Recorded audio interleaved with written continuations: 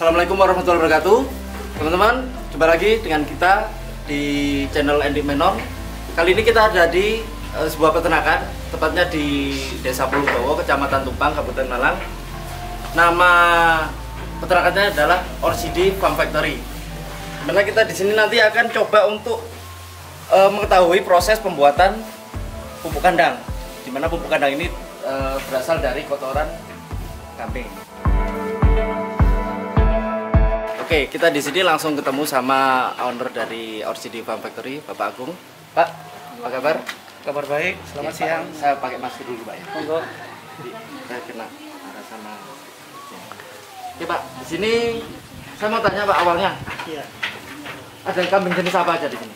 Di sini kita pelihara dua jenis kambing. Yang pertama ada Brenggolo.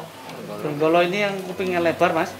Ya, ini kebetulan baru dikasih makan. Ini adalah peranakan Etawa. Ini kupingnya cenderung panjang, kecil dan panjang. Jadi ada dua jenis kambing yang kita pelihara di sini, Brenggolo dan peranakan Etawa. Ya, coba kita ngobrol-ngobrol sama Pak Agung. Pak, sejak kapan sih Pak mulai mendirikan ORCID ini, Pak? Ya, jadi saya pasca saya pensiun awal tahun 2020 yang lalu, itu saya memutuskan untuk mencoba melakukan atau mempunyai kegiatan di bidang peternakan atau pertanian. Jadi belum tahu kemana arahnya, ke peternakan atau pertanian. Ternyata memang banyak dari masukan-masukan dan pertimbangan-pertimbangan bahwa saya selain peternakan juga menekuni kegiatan bidang pertanian. Nah, karena di peternakan maupun pertanian ini memang masih ada sinergi dari aktivitasnya, sehingga saya mulai pada awalnya itu memang dari pertanian. Jadi menanam sayur, kemudian menanam palawija dan sebagainya seperti jahe, kemudian seperti kunyit dan sebagainya itu. Nah, baru pada akhir tahun 2020 sekitar bulan November itu saya memutuskan untuk menekuni di bidang peternakan, dalam hal ini peternakan kambing. Oh, kambing, Pak ya? Kambing. Jadi sebetulnya fasilitas ini sudah saya dirikan, kita kembangkan, kemudian kandang kambingnya juga sudah kita buat, dan untuk sebetulnya dipergunakan, dipakai pada saat memang nanti kalau dirasa kondisi daripada ini, apalagi kita sekarang dalam kondisi pandemi dan sebagainya. Setelah pandemi, pasca pandemi ini kita coba untuk mengaktifkan kegiatan di peternakan kambingnya. Tapi memang seiring dengan berjalannya waktu di gudang pakannya sendiri sudah tertanam banyak pakan-pakan yang memang kita akan berikan ke kambingnya, sedangkan kambingnya sendiri belum ada pada saat itu. Sehingga pada akhir sekitar bulan Desember atau awal Desember yang lalu 2020 itu untuk mengantisipasi bertumbuhnya banyak pakan di kebun. Nah, itu saya akhirnya mencoba untuk memulai dari peternakan kambingnya ini. Nah, kita awali dengan memasukkan dua jenis ekor kambing, yaitu kambing peranakan Etawa dengan Brenggolo. Oh, Brenggolo. Ya, itu jenis kambing Brenggolo itu Jawa lokal. Kambing Jawa lokal. Oh. Nah, peranakan Etawa itu adalah perkawinan persilangan antara kambing Etawa yang berasal dari India ya, terus dikawinkan dengan kambing lokal. Nah, jadilah namanya peranakan Etawa. yang ciri-cirinya seperti yang sudah kita lihat di kandang tadi. Nah, jadi apa namanya, ini sudah ada kurang lebih 10 ekor untuk permulaan ini. Karena memang kapasitas kandang kami itu nggak banyak. Artinya kandang dengan luasan 6 kali 8 meter persegi. Kemudian satu kotak itu bisa menampung kurang lebih 3-4, sehingga ada keterbatasan kapasitas dari hunian kambingnya sendiri. Itu diperhitungkan kurang lebih sekitar 24 sampai 28 ekor lah, rata-rata seperti itu. Jadi awalnya memang untuk mengantisipasi bertumbuhnya ini ya pakan itu, artinya kambingnya Bapak mau nggak mau saya drop, saya mulai ya. Karena kalau enggak nanti mubazir dari segi pakannya, sehingga itu. Nah, saya juga dari lahan pakan sendiri ada tumpang sari dengan lahan tumbuh-tumbuhan sayur-sayuran dan palawija. Jadi untuk lebih memaksimalkan, memberdayakan lahan yang masih ada. Jadi gini, memang kalau memang sebenarnya untuk lahan sempit itu bukan halangan untuk ini Pak ya, untuk mulai peternakan. Peternakan. Ya, jadi memang ini sebetulnya saya memanfaatkan lahan sempit. Kondisi luasan daripada saya punya lahan untuk lokasi kandang ini itu kita bagi dua. Di samping kandang kambing juga ada kolam ikan gurami. Nah, jadi untuk kandang kambing sendiri luasan untuk seluruh area itu kurang lebih 177. Jadi 177 itu sebetulnya sangat sempit. Kalau boleh dibilang itu lahan sempit gitu untuk industri peternakan dan termasuk penunjangnya ya. Jadi ya kita mencoba melakukan efisiensi.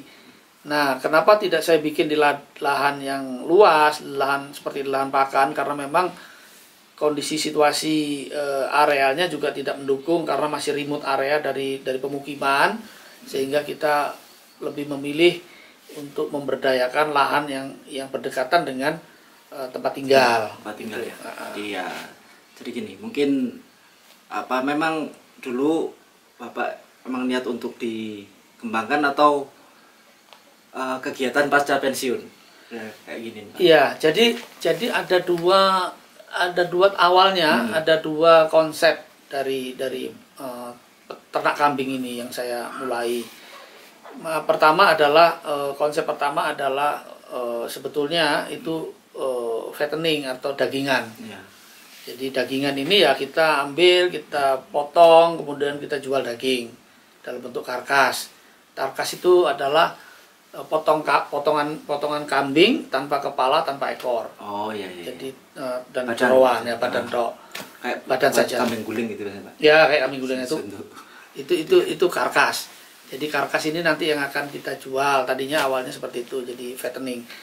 Tapi seiring dengan berjalannya waktu, memang namanya hewan pasti ada reproduksi ya, ada proses reproduksi di sana. Sehingga dari beberapa waktu itu ada terjadi proses pembuahan, dalam hal ini perkawinan.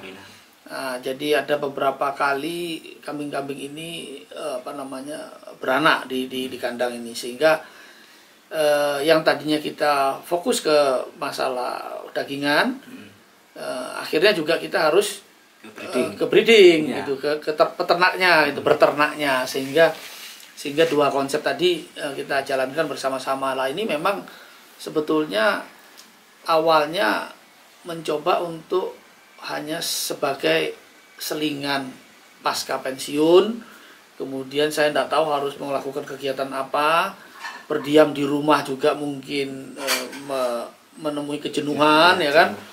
Ini akhirnya yang biasa kerja jadi nggak kerja, diem, itu juga stres, menyakitkan lah gitu ya. Akhirnya mencoba mencari kegiatan yang memang kegiatan yang positif dari sisi yang yang lebih produktif gitu. Ya, terus gini Pak, ini kan kita peternaknya Bapak ini ada di tengah-tengah pemukiman ya. Yang pasti kan samanya hewan, namanya makhluk hidup kan pasti mengeluarkan bau, polusi ya. Pertama bau, keduanya juga kotorannya. Iya. Untuk mengantisipasinya itu gimana Pak caranya Pak? Mulai dari baunya dulu aja. Iya, memang sebetulnya konsep daripada Orchidee Farm Factory ini adalah slogannya Eco Future Farming. Eco Future Farming. Iya, jadi eco itu adalah ecological ya. Jadi ecological yang berbasis kepada lingkungan. Jadi bagaimana kita menjaga lingkungan agar lingkungan bersih. Lingkungan tidak saja berbentuk secara fisik, tapi juga yang tidak berbentuk seperti aroma, terus bau-bau dan sebagainya, itu adalah bentuk juga gangguan lingkungan. Nah, jangan sampai nanti kegiatan kita ini juga berakibat terhadap pencemaran dari segi bau, dari segi sampah dan sebagainya, limbah yang dapat mengganggu lingkungan masyarakat setempat. Nah, kita mencoba untuk melakukan hal yang seefektif mungkin, seefisien mungkin untuk jangan sampai nanti apa yang kita lakukan di sini berdampak terhadap masyarakat di sekitarnya. Oleh karenanya kita dari segi pakan kita coba memperhatikan bahwa bagaimana agar kotoran ini tidak berbau adalah kami melakukannya dengan cara membuat fermentasi. Fermentasinya dari? Fermentasi dari banyak daun-daun. Contohnya ya, ini kebetulan tadi nggak sedang tidak dibuat fermentasinya. Biasanya itu saya membuat dari daun nangka. Daun nangka yang kita keringkan atau daun jerami, sisa-sisa panen padi. Nah, jerami itu kita yang sudah kering itu bisa kita buat untuk fermentasi. Jadi fermentasi itu nanti setelah itu kering, kemudian kita masukkan tetes tebu atau yang sering orang katakan molase. Kemudian kita campur ke dalam dengan EM4 ya. EM4 itu sebetulnya ya brand ya. Tapi fungsinya adalah dia mikroorganisme. Jadi kita campur di dalam sana, kemudian dia akan membentuk nanti fermentasi seperti tape ya. Jadi jadi aromanya aroma tape nanti jadinya. Itu berapa lama Pak prosesnya? Itu kita simpan, kita vakum, kita kedap udara, kita masukkan ke dalam tempat ya, drum yang bertutup yang rapat ya. Dan kita masukkan plastik dulu. Sebelum kita masukkan ke drum, kita masukkan plastik, hampa udara, masukkan ke drum, baru kita kunci. Itu kurang lebih memakan waktu 7 hari sampai 10 hari. 7 sampai 10 hari. Jadi setelah itu nanti baru kita buka, dan itu akan ada semacam ragi ya. Ragi, bakteri ragi itu. Nah, itu yang akan membentuk nanti makanan itu menjadi seperti tape. Nah, itu makanan itu sebetulnya bukan makanan utama, tapi adalah hanya sebagai makanan cemilan lah, selingan untuk si kambing-kambing ini. Jadi mereka memang menyukai, di samping aromanya yang mengundang selera makan, bentuknya yang juga menarik dari daun-daun nangka itu. Terus kemudian dari segi suara itu kayak keripik, makan biskuit itu. Biskuit, keripik itu kriuk-kriuk. Nah, itu yang kita dari makanan-makanan yang sehari-hari kita kasih makanan utama ya. Makanan utama kita bagi dua. Makanan utama itu adalah pakan hijau. Yang kita ambil dari bahan pakan ya, berupa rumput odot, kemudian pakcong, terus dan makanan rambanan lainnya seperti kaliandra merah, terus kemudian Cleriside itu. Nah, itu tuh kita tanam di lahan pakan semua. Nanti dari sana kita ambil makanan ramban, makanan hijauan ini kita kasih makan waktu pagi hari. Oh, pagi. Pagi. Jadi sehari 2 kali. 2 kali. Yang pagi berarti makanan hijau, karena banyak mengandung air di makanan hijau yang dibutuhkan oleh kambing. Jadi selain itu makanan hijau kita juga memang kasih dalam bentuk air ya. Tapi di dalam kandungan makanan hijau sendiri mengandung banyak air. Terus kemudian pada siang hari menjelang sore sekitar jam 3 atau setengah 4 itu, itu kita kasih mereka makanan ruminansia, makanan kering. Makanan kering itu kita campur. Kita campur bahannya ada konsentrat, ada polar, ada dedak begatul. Kalau nggak dedak begatul kita campur sama ini